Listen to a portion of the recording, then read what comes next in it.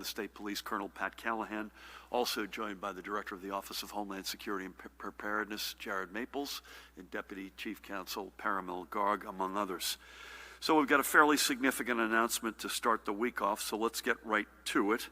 Today I am signing an executive order, and Judy will issue an executive directive later today, I believe, that will allow indoor dining to resume at 6 a.m. this upcoming Friday, September 4th. I'm proud that our restaurants will be able to return to some level of indoor service for the Labor Day weekend. And by the way, I looked ahead for the weather and it looks pretty good, so knock on wood, it'll stay that way. Of course, this resumption of indoor dining will come with strong limits on capacities as well as other requirements which will be strictly enforced. As we all know, this pandemic isn't over yet, and our goal is to ensure this step is done properly to prevent the kind of spikes we saw in other states that allowed their restaurants to reopen too fully and too quickly, steps which required us to hit the pause button on our earlier plan to allow indoor dining to resume. As with the reopening of gyms, there's a long list of required steps as well as additional recommendations being made, and I know Judy will speak more to these in a few moments, but allow me, if I can, to run through some of the top lines. To begin with, the capacities inside any restaurant will be capped at 25%. Additionally, groups will also be capped at 8 individuals, excepting for immediate families. All groups of diners will be required to be kept at a minimum of 6 feet apart. All staff will be required to wear masks at all times. All diners will also be required to wear masks at all times when they're not in their seats. Any customer who either does not wear or refuses to wear face masks absent a legitimate medical reason cannot be seated indoors. Additionally, we are asking that diners keep their masks on while waiting for their food and once they're finished eating or drinking. And food and beverages can only be consumed while seated. Walking around with a drink indoors will not be tolerated. If you're dining at a restaurant that provides table service, you'll only be able to order your food while seated at your table, and the staff are the only ones who can bring you your food or beverage. In other words, if you're seated at a table, you can't go to the bar to get another drink or place an order for another dish. You must allow your server to place and deliver those orders for you. That's not terribly unusual, but we just want to make sure everyone understands that. Restaurants that provide food service at their bars may allow patrons to dine at the bar, provided that all diners are kept at proper social distances. A couple seated at the bar, for example, may sit together but can't have anyone else on either side of them for at least 6 feet. For any group seated together at the bar, that's capped at 4 individuals. As we have mentioned many times before, one of the major trouble spots for us to take this step was ensuring proper ventilation. And as with gyms, we're mandating strict ventilation requirements. First, windows must be open to ensure a proper flow of fresh air into the dining areas. Additionally, air conditioning units must be turned so that they are allowing for the maximum amount of outdoor air to be introduced to the dining room, and that the amount of air being recirculated is set to its lowest possible setting. As I noted, these are just the top line requirements of what is an exhaustive list. We have been working hard for several months now to get to this point. After the pullback from our initial early July target date, we committed that we would not put ourselves in a similar position again, and that we would not allow for indoor dining to resume until we had confidence that we would move forward. I am proud that we are doing this today so our restaurants can again welcome patrons to their dining rooms for the long holiday weekend. And as I've said many times, this was simply a matter of when and never a matter of if. And I thank the many restaurant owners across the state who thought creatively to serve their diners in the meantime using outdoor seating, which, by the way, will continue. And I also thank the many local officials who helped foster such creativity. There is no doubt that many restaurants will continue offering outdoor seating options, especially because many New Jerseyans will continue to feel more comfortable eating outside. I know that it has been hard on many of you. The restaurant industry is not only a huge employer in our state, but New Jersey is home to many noted dining establishments that draw patrons from all over the country, never mind the state.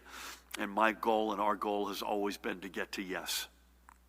But our job now is to ensure that this Reopening only leads to future announcements expanding the indoor capacity limits, and that we do not have to take a step backward. We will be watching very closely, and we will not tolerate any owners or managers or diners, for that matter, who work to try to work around these rules. Everyone must pull together. Now, following on that, today I'm also signing an executive order that will allow for our movie theaters and other indoor performance venues to also reopen this coming Friday, September 4th. As with all other indoor spaces, theater and other performance venue capacities will be capped at the lesser of either 25% capacity or 150 moviegoers or patrons. And I'm going to come back to that 150 in a second. For this, each showing and each theater in a multiplex will be subject to these limits. So if you've got 4 screens, for instance, each screen will be held to the lesser of 25% capacity or 150 people. In theaters, groups that purchase tickets together may sit together, but all other moviegoers must remain at least 6 feet apart. And masks are required to be worn at all times in the theater unless you're pulling it down to put away a handful of popcorn.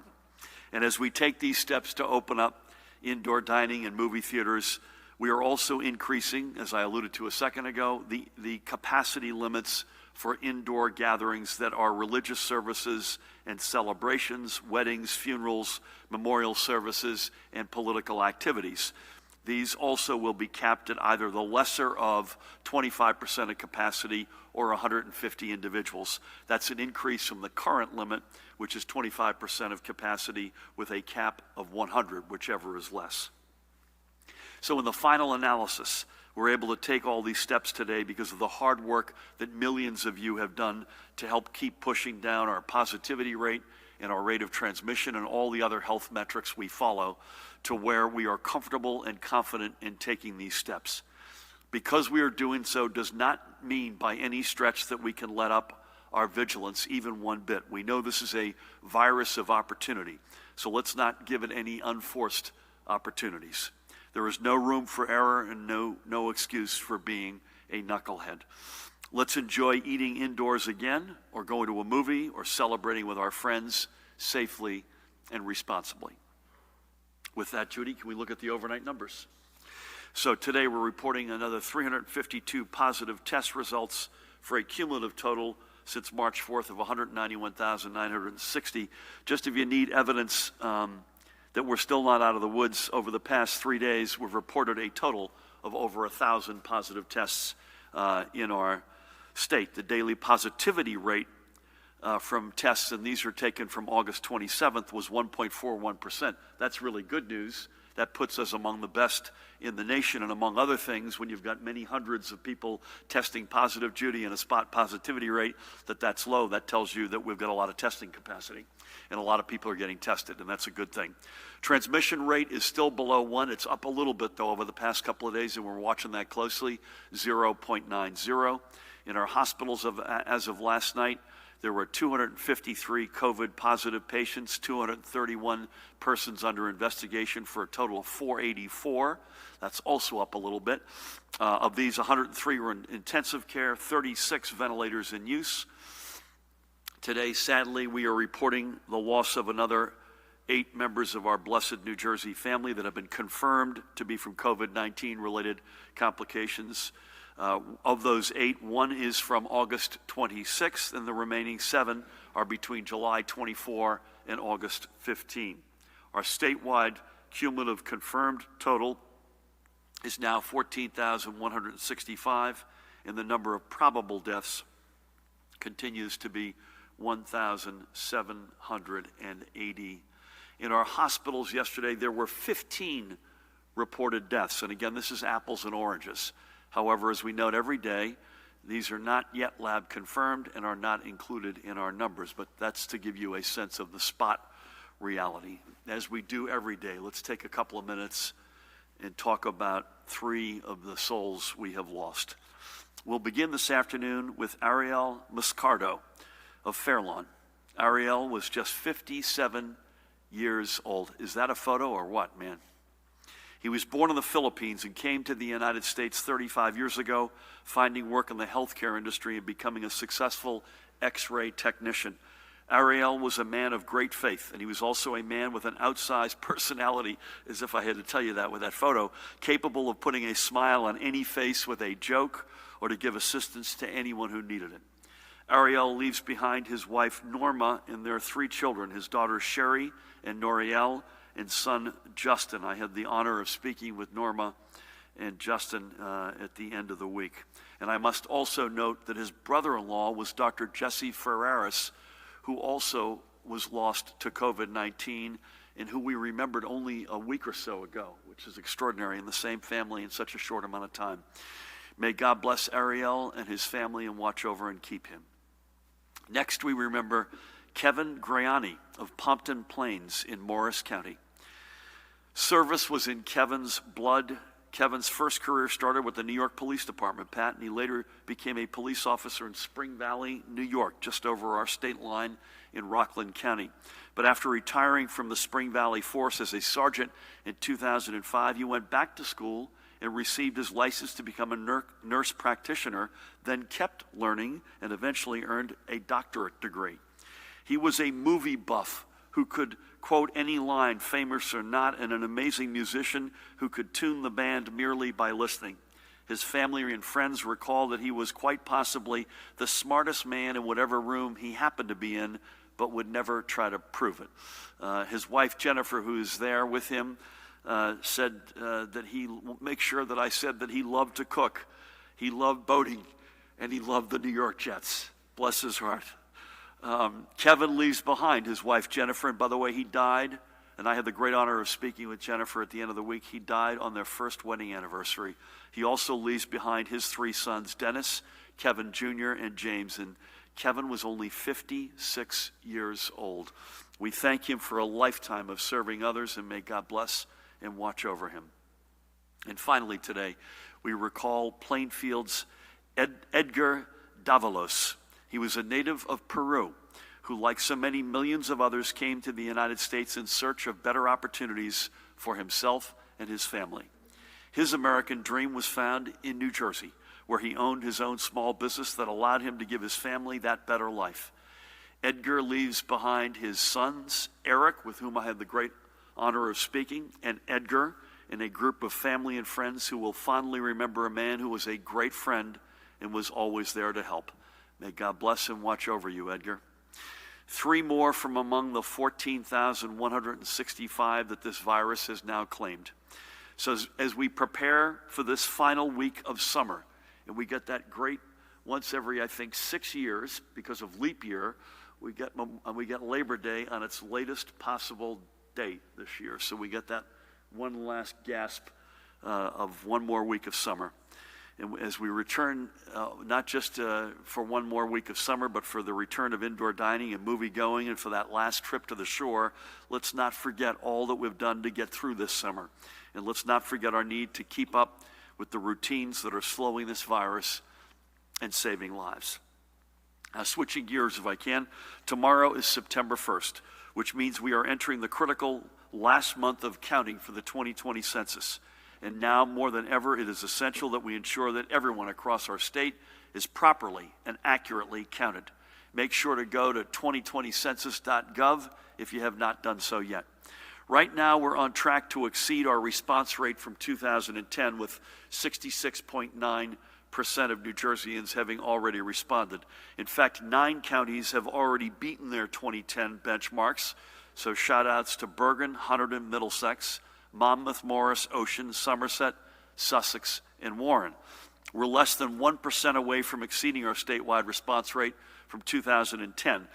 That's the good news. The bad news is we know we were undercounted in the year 2010, and that's hurt us. And because of it, we've lost out on literally billions of dollars of federal aid and assistance over the past decade. Money for schools and public health, transportation and food security, and even COVID-19 relief. We are now in the final 30-day push to get everyone counted. So if you haven't done so yet, go get counted. Go to 2020census.gov right now. It's safe, it's easy, and it's incredibly important. And it's your civic responsibility. Please, everybody, get out there. Now, let's highlight another of the small businesses that has partnered with the New Jersey Economic Development Authority to stay strong throughout this pandemic. And today it's a small business that we've been relying upon during this pandemic, Touchpoint Pediatrics in Chatham. And there you go, a shameless self-promotion with their website and their phone number, if that weren't enough. It's a primary care practice headed by that woman right there, Dr. Jennifer Shaw, that has been serving families in Morris County since 2002. And COVID-19 has not slowed them down as they've continued to see patients. To ensure the safety of the families they serve and their medical and support staff, Dr. Shaw and her team, that includes her husband Barry, and I had the great honor of speaking to both Jennifer and Barry, and Barry serves, by the way, as the practice's CFO. They've invested in technologies to allow them to sanitize their space with UVC light and to provide telemedicine appointments, as well as in the basics to provide a safe drive-through flu shot clinic. Much of that would not have been possible without the assistance of the EDA, which came through with a critical small business loan. Jennifer made some compelling points to me that as a result of all this, they maintained full office hours. They were there for their patients, in particular at this moment when there's such a stress, not just on physical health, Judy, but mental health, and that they view themselves as a different kind of front line. And they were very proud of the fact, with the EDA's help, I might add, that they were able to be there for their patients in their hour of need. So to Dr. Shaw and everyone at Touchpoint Pediatrics, thank you for your continued commitment to your patients and your community, and thank you for being right there on the front lines with so many others. Stay safe and stay well. Before I close, I'd like to acknowledge two passings from our New Jersey family that are unrelated to COVID-19. First, we send our deepest condolences to the Chief Justice of the New Jersey Supreme Court, Stuart Rabner, whose mom, Stella, right there, bless her, passed away on Saturday at the age of 95. Stella was born in Poland in 1925 and survived both the Holocaust and 6 years of forced labor in a Soviet slave labor camp in Siberia. Experiences which cost her more than 40 members of her family, including her sister. She was eventually able to come to the United States, settling in Passaic, and there she and her husband George, by the way, also a Holocaust survivor, raised their sons Stuart and Howard. But she never forgot all she went through and was a noted speaker on the Holocaust, ensuring that her eyewitness testimony would be heard forever and for always. Never, ever forget. May her memory be a blessing to Stuart and Howard and their families and to us all.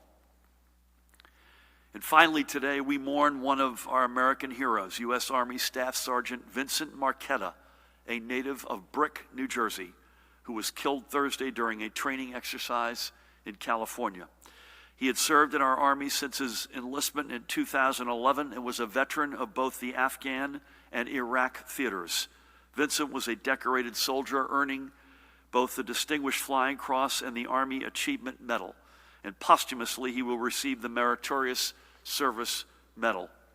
We thank Staff Sergeant Marchetta for his service and for his years of representing not just the values of our nation, but the spirit of our great state. God bless him and watch over him and his family. Please keep them all in your prayers. In his honor and memory, I will sign an executive order directing our flags to fly at half-staff tomorrow in his memory. May God bless him and his family, especially at this time of great sorrow and need. With that, please help me welcome the woman who needs no introduction, the Commissioner of the Department of Health, Judy Persichilli. Thank you, Governor, and good afternoon. Well, as the state moves to permit limited indoor dining with restrictions, it is essential that all of us take precautions so we do not see a rise in outbreaks like those that have occurred in other states. Restaurants must keep post signage at the entrance that states that no one with a fever or symptoms of COVID-19 should enter the establishment. They should provide physical guides, such as tape on the floors and sidewalks and signage on walls, to ensure that customers remain at least 6 feet apart in a line for the restroom or waiting to be seated. Restaurants are encouraged to take reservations for greater control of traffic and volume. Customers should wait in their cars or away from the establishment while waiting for a table if outdoor waiting area cannot accommodate social distancing. Buffets, salad bars, and other self-service options are prohibited at this time. Restaurant staff should disinfect all shared items, such as chairs, condiments, menus, and high-touch areas such as credit card machines, keypads, and counters. They should also provide hand sanitizer stations for customers. Physical barriers should be installed at cash registers, host stands, and other areas while maintaining physical distance of 6 feet is difficult. Employers must conduct daily health screenings of employees, and all employees are required to wear face coverings. Employers should provide training for their staff in hand washing, cleaning and disinfection, social distancing, use of face coverings, and monitoring for signs and symptoms of COVID-19 in the workplace. As the governor stated, effective ventilation is important to indoor spaces. Establishments should inspect and evaluate the heating, ventilation, and air conditioning units to ensure that the systems are operating effectively. Routine maintenance should be conducted on these systems. The HVAC unit should be run 2 hours before and 2 hours after the facility is occupied. Restaurants should consider installing portable air cleaners equipped with a high-efficiency particulate air filter, otherwise known as HEPA filters, to increase the amount of clean air within the facility. Patrons should continue to practice social distancing, good hand hygiene, and please do not go out to eat if you aren't feeling well. While the weather is still nice through September, I want to echo the governor's comments that hopefully the many restaurants that have offered outdoor seating options will continue to do so. Moving on to my daily report, as the governor shared, our hospitals reported 484 hospitalizations with 103 individuals in critical care, and 34% of those critical care patients are on ventilators. Fortunately, there are no new reports of multi-system inflammatory syndrome in children. There remains a total of 56 cases in our state. As reported previously, all of the children have either tested positive for active COVID-19 or had antibody tests that were positive. The ages range from 1 to 18, and none of the children are currently hospitalized. Of the 8 deaths we are reporting today, 3 occurred in July and the remainder occurred in August. At the state veterans' homes, the numbers remain the same as they do at our psychiatric hospitals. Percent positivity as of August 27th statewide is 1.41. The northern part of the state reports 1.21, the central part of the state 1.10, and the southern part of the state 2.52. So that concludes my daily update. Stay safe, and remember, for each other, for us all, please take the call. Thank you. Judy, thank you. I'm looking, I don't have the entirety of our 5.5-month journey in front of me, but a spot positivity rate of 1.41 today, I believe maybe our lowest ever since we started. Does that sound Yeah, I right think to you? so. Please, God, it stays that way. Thank you for everything. Pat, good to have you. Anything? I think weather-wise, we're a little bit quiet this week. I hope I won't live to regret saying that. And how about compliance or other matters? Thank you, Governor. Good afternoon. On the compliance front, a Lakeside Diner in Lacey Township was cited Eat Friday, Saturday, and Sunday for continue to operate indoor dining.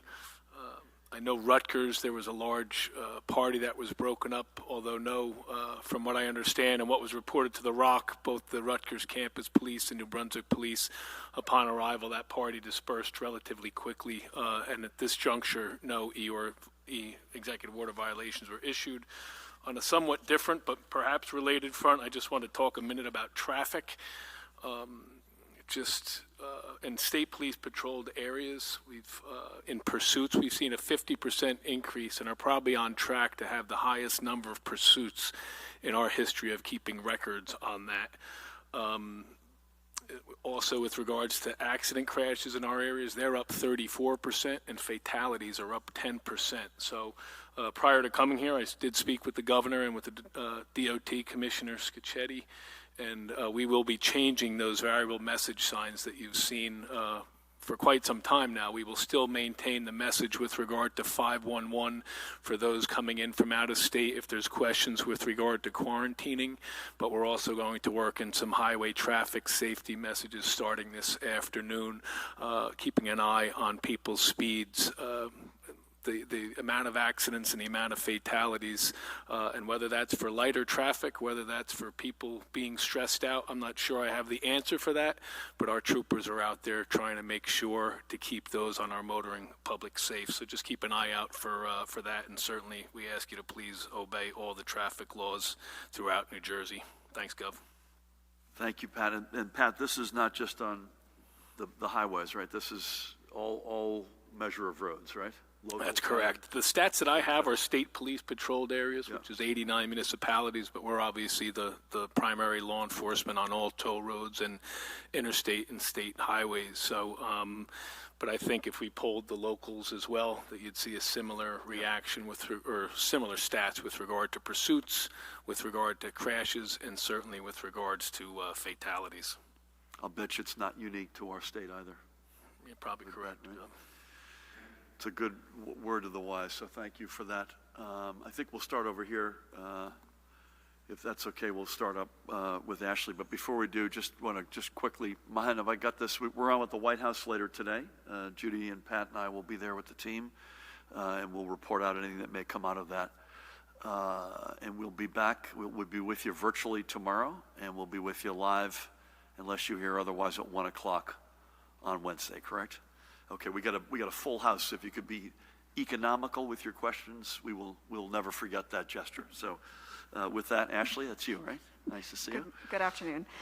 Does this order include breweries, wineries, distilleries, and will there be any specific guidelines for them? How will dine-in movie theaters work? Do they follow restaurant rules? Does this order include indoor wedding receptions, indoor catering halls, and banquet halls? Will you ban indoor dining again if transmission rates get too high? Is there a specific number that you're looking at to judge if indoor dining has been successful? Is there a possibility that liquor laws... You're not being terribly economical, Ashley. I know, I'm sorry. I just want you to know that. Can I get two more in? This is not the example that we need to set for the rest of your colleagues here. Let's just let me slide here then. Okay.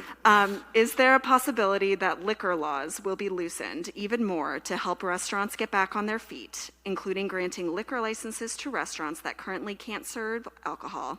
And lastly, residents whose driver's license were set to expire by August 31st have received extensions to renew. But since the backlog still exists and lines continue, are they going to provide extensions to people whose licenses are set to expire by September 30th or October 31st? Okay. Thank you. So, my honor.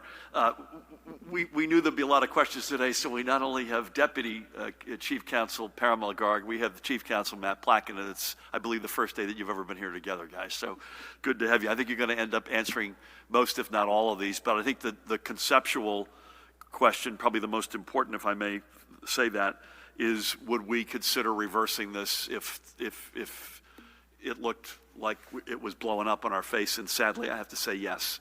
I certainly hope not to. And it would be a sustained increase of the metrics that Judy and Tina and the rest of us follow.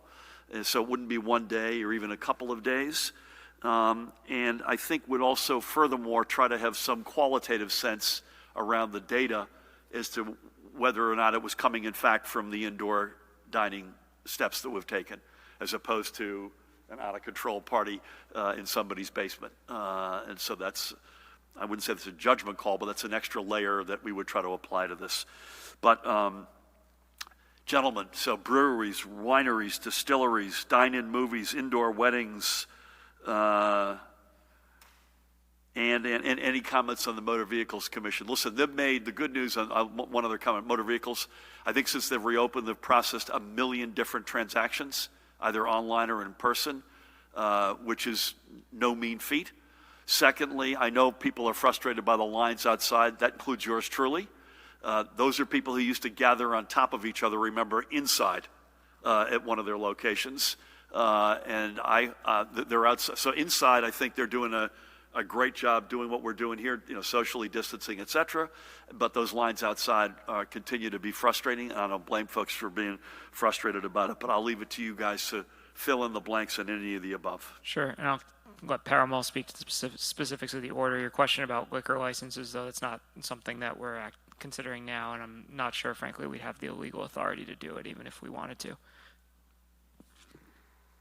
With respect to breweries and distilleries, they will be covered by the indoor dining rules. It will apply to any establishment that offers food or beverages for on-premises consumption.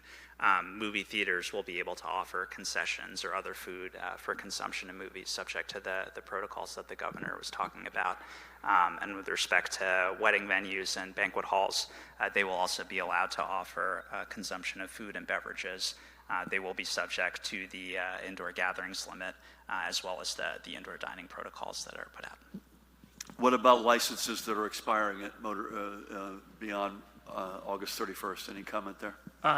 No comment yet. I mean, we've been working with the chief, and we put out a few months ago a timeline for expirations, which you noted, and as soon as we have more detail on the deadlines that are coming up, we'll put something else out. Thank you. Let's come down where Ashvin, how are you? Nice to see you. Matt, let's hit you up next, if that's okay. Yeah, Good afternoon. To the governor or the commissioner, has the state submitted the information requested by the Department of Justice for examination into the deaths at nursing homes? And Governor, I'm curious if the state has officially applied for the $300 expanded benefit yet. Piggybacking off of MVC, any consideration if you're going to give extensions to maybe broaden the extensions to elderly people or people with pre-existing conditions that could be put at greater risk? And a couple from Dan Munoz. Do you support compensating restaurant owners for financial losses they suffered when preparing to open for indoor dining ahead of the July 4th weekend?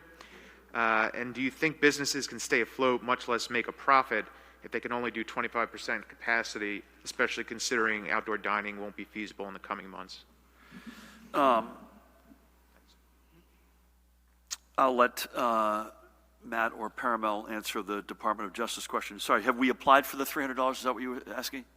Have we applied for the $300, your second question?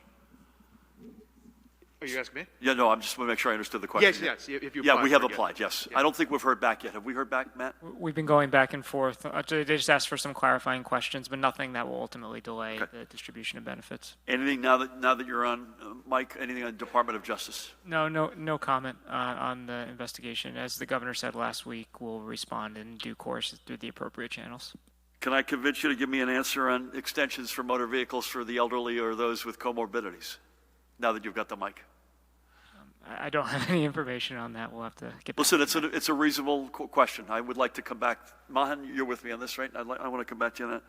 I've got you could tell Daniel. I mean, we feel awful about the decision we had to make leading into July 2nd, but we didn't make it without reason, and it took us. I did not think at the time it would take us. It took us over 2 months, as it turns out, to get back to a position that we had hoped to be in on July 2nd. But I've got nothing new other than we are doing everything we can to keep our restaurants or get them above the water, back on their feet, et cetera. Listen, you've got 25% indoors. We'll see how that goes. You've still got outdoors with big capacity, assuming that the restaurants have that ability. I mentioned the creativity, which has been extraordinary, both on behalf of the restaurants as well as local municipalities that have allowed them to do that. Let's hope the combination of decent weather, at least some number more weeks that we're full bore outside, now a step indoors. Let's see how that goes, and hopefully over time that combination gets us into a better place. This is an incredibly important industry to us in this state, and we want it to be back on its feet, believe me. Thank you. Alex, we'll go to you, and then we'll do Alex and Catherine. How's that?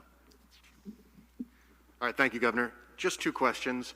First, can you give your personal guarantee to restaurant owners that what happened in June won't happen again, and you won't reverse this indoor dining order at the last minute, leaving them hanging? Secondly, I'd like to ask you specifically about the metrics you used to make this decision. You've said before that the Holy Trinity or Holy Grail, I forget your words, is rate of transmission, spot positivity, and I believe new hospitalizations, correct me if I'm wrong. What level did each of those three need to get to in order for you to okay indoor dining? And which one was the last one to come online? Or do you just want restaurants open for Labor Day weekend? Yeah, I mean, I'm not a personal guarantee. I mean, I'm not God. I don't control the virus. We wouldn't be taking this step today if we did not have a supremely high degree of confidence that we'll be open for business on Friday.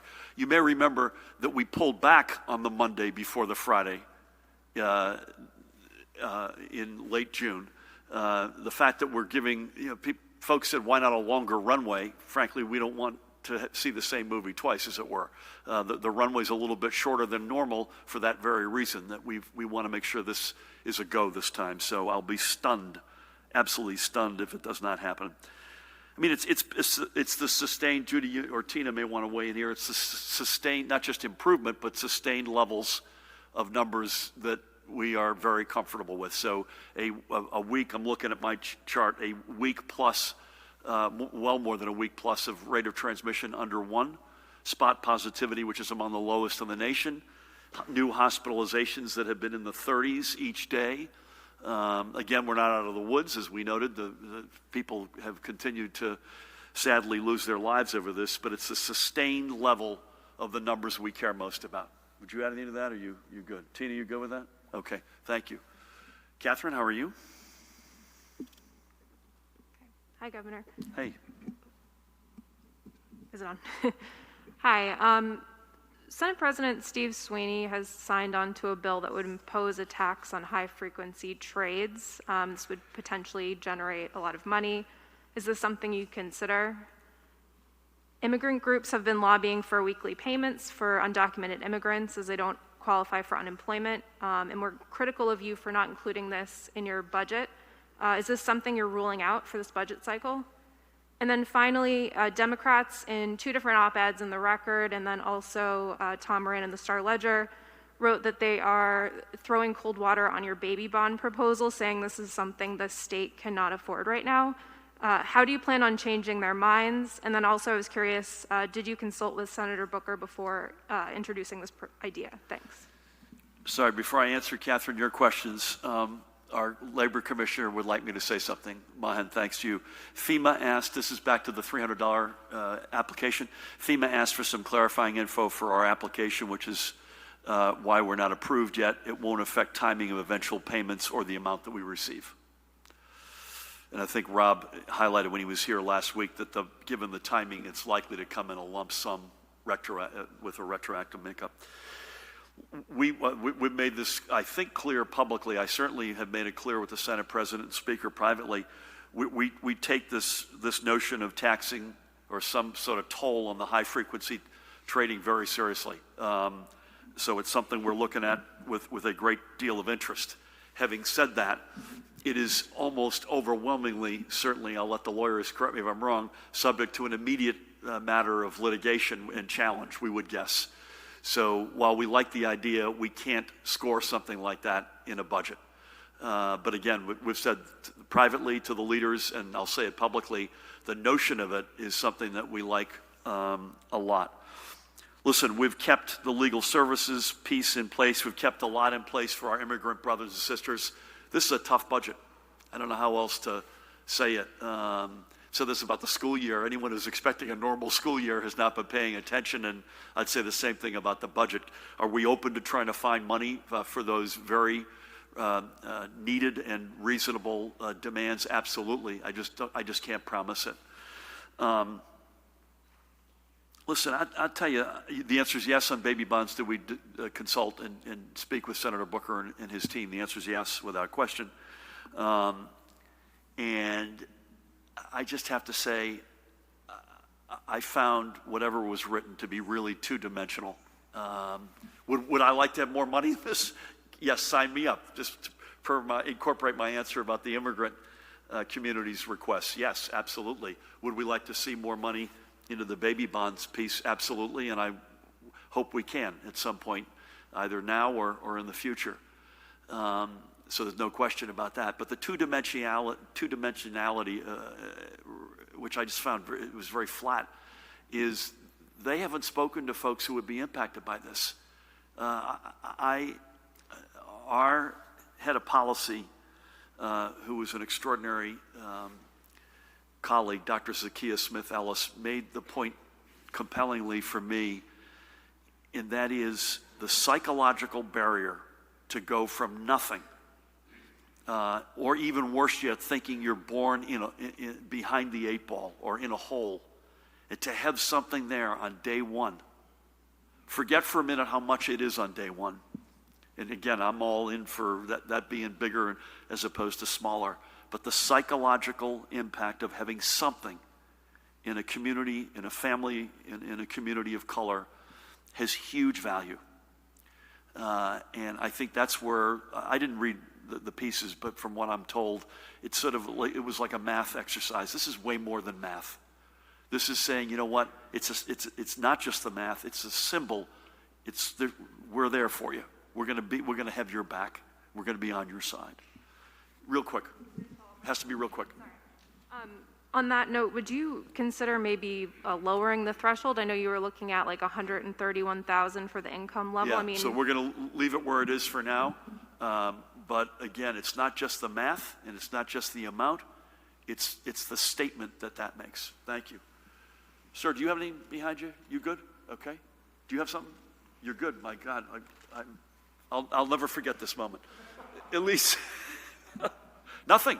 Jesus, Mike, is that you? Do you have something? Yeah, I've got a couple. You don't want to take the heels of the prior two? Thank you. I was trying. Thank you. Thanks, Governor. Could you clarify, are we still in stage 2 or have we now moved to stage 3 with these recent reopenings?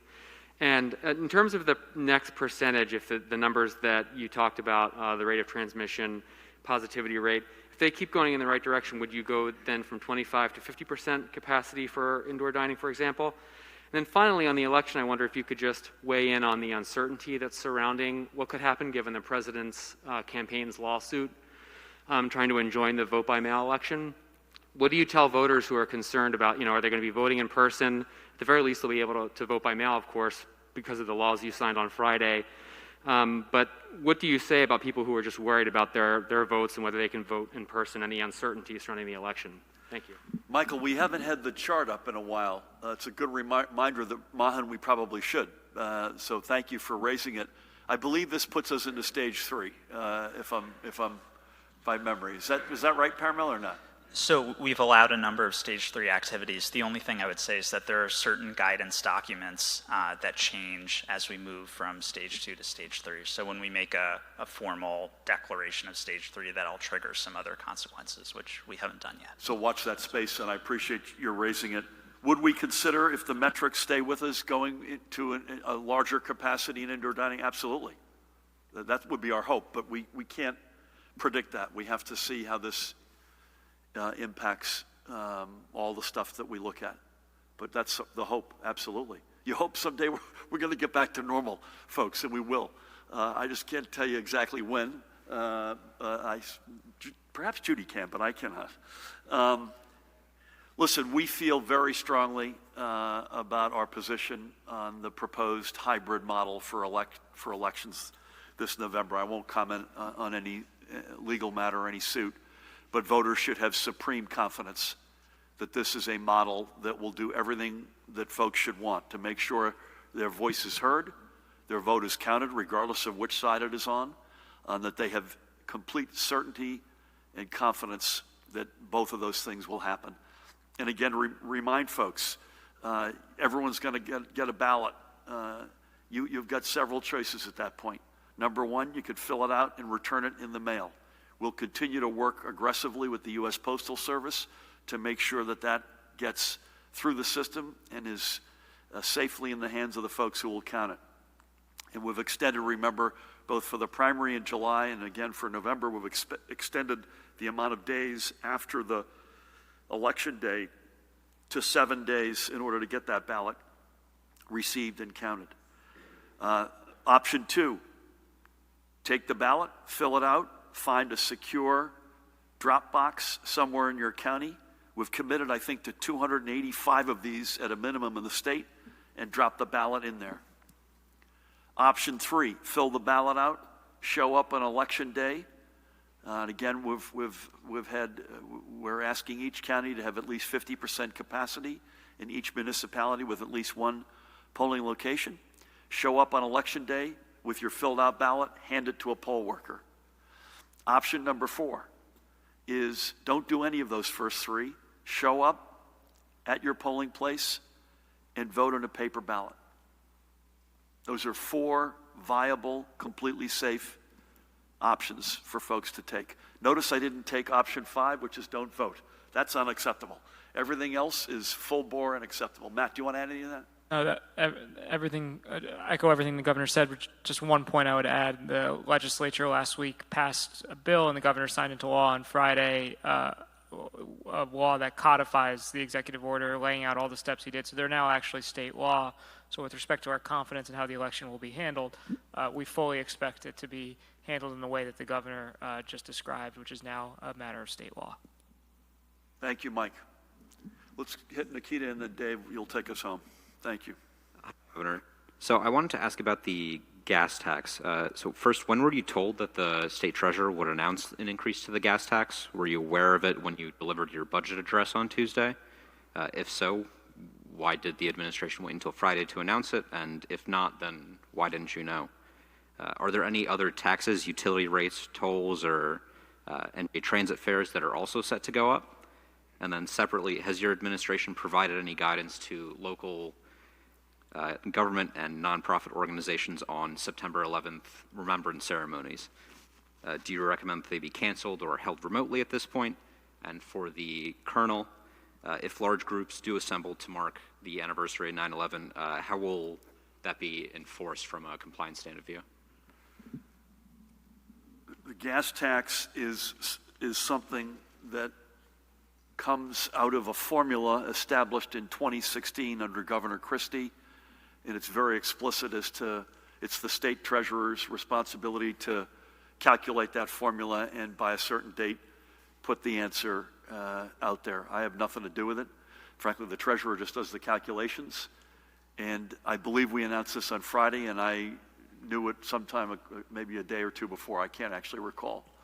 But it has nothing to do with the budget. It's not in my control. I have literally nothing to do with it. Am I open-minded at some point down the road to reassessing how it's calculated, as long as we can keep the Transportation Trust Fund viable? And again, the prior administration had allowed it to virtually go bankrupt. The answer is I'm open to viable ways to keep that fully solvent, but also unleaven the burden on our residents. I know of I'm not sitting on any tolls or taxes, to the best of my knowledge, that we've not addressed. And again, the gas tax is not us. Pat, you should weigh in here. We would hope and expect that folks would, with responsibility, commemorate 9/11. I will. I'll be in New York City in the morning, and I'm not sure what the rest of the day looks like. But without question, that's something that we strongly support. We lost 704 residents of the state on that one day, and we'll never forget that. And so this is the 19th anniversary, and I would say absolutely commemorate it, but, and the big but is, do it responsibly. And, do it with the stuff that you've been hearing from us for 5.5 months. Social distancing, face coverings, adhering to whatever limits there are on gatherings, strong preference to do it outdoors, as is the case in New York City and is the case in most municipalities around the state over the past 19 years. Pat, anything you want to add to that? You hit all the points, Gov. Thank you. So, thank you for asking that. Dave, we'll go home with you. Hi, Governor. First question for you and for Colonel Pat Callahan on this crazy driving stuff. With the uptick in pursuits, do we have any hard numbers on the pursuits, and do we have any idea specifically what's going on here? I mean, why are these pursuits increasing like this? And is there any plan? Can the state police try to do anything to try to stop the spike in these pursuits, especially? Much less all the crazy driving and accidents and so forth. Governor, we got the gyms opening, I believe it's tomorrow, the indoor dining on Friday. Schools are about to reopen, some of them anyway. If there's a spike in 2 weeks, with COVID-19, how are we going to know what the cause is? I know contact tracing is set up to try to handle this, but we've got problems with this because, as we know, more than half the people being contacted won't even take the damn call. Finally here, some school superintendents now say that the start of the school year being all virtual as an option has actually caused them more problems than before, especially now with teachers and school support staff checking out and not wanting to go in at all. Could you review for us briefly, your sense of this, your take on this, and do you think that giving schools the all virtual option has perhaps backfired a bit? Thank you. Pat, you should comment on numbers. I think you said it, and my guess is that if we look at this nationally, we're not going to be an outlier on this. I think it's a combination of what you suggested earlier, lighter traffic, folks being pent up, human nature, stress, whatever it might be, that all sort of coming together in a cocktail. But any comments on causes as well as any numbers? Just on year-to-date, David, 102 in 2019, year-to-date as of today, 2020, 153. We're on track to have 260 pursuits. It was 160 back in 2006, so 100 more. And I think, as we've both discussed, I think all of those factors are just contributing to them, and they're getting out of a traffic summons is no need to put everybody's life at risk, including the driver of the car, other motorists, and certainly the law enforcement. So it's just not a good idea, simply put. We do everything we can to space these things out, and this is a little tighter than our normal set of steps that we've taken, but the numbers merit it. And we don't want to artificially going to school is not optional. I'll come to that in a second. So that's not a question of whether you go to school. You got to go to school. The question is, how are you going to go to school? But we felt, and I don't want to speak for Judy and Tina and team, but they felt that both with gyms and indoor dining, we were at the point we could safely take these steps. Your question is a good opportunity for us to remind folks to take the damn call if you get called by a contact tracer. And again, indoor on top of each other, no face covering gatherings are off, whether you're in a home or wherever you may be, and that's the thing above all else we've got to avoid. We've got to avoid that. Let's just repeat the way we've thought about the schools. Again, we came out with 105 pages of guidance in June, and we promised we'd continue to listen and learn, and if we learn more, we would clarify or add to that guidance. And so, just to review, we were able to find the money to address the digital divide. I think Judy and Tina and colleagues concluded that it wasn't enough to recommend kids wear face coverings. They felt pretty strongly with the passage of time, particularly as our numbers started to get a little bit weak, that should be mandated. That first we gave families the option to keep their child home and do a specific to their child virtual. But we also had enough evidence, as of a few weeks ago, that there were legitimate reasons why certain districts couldn't be open for business next Tuesday, overwhelmingly safety related. And so allowing that option is something that we felt was the responsible right thing to do, and we continue to. But we are also equally committed and never have wavered off of this to in-person instruction in some form at some date that you all think is a reasonable, acceptable date. And again, our principles are safety, most importantly, high-quality education, equity. Remember, not every family has the same shot. And then wrapped around that is flexibility. So we're almost there. I know there are still some districts where things are moving around.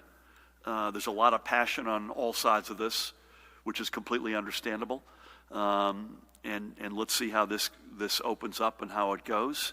I'm looking forward. I hope, I was talking to the team earlier, I'm trying to arrange to visit a school or two myself just to see what it's going to look like with my own eyes.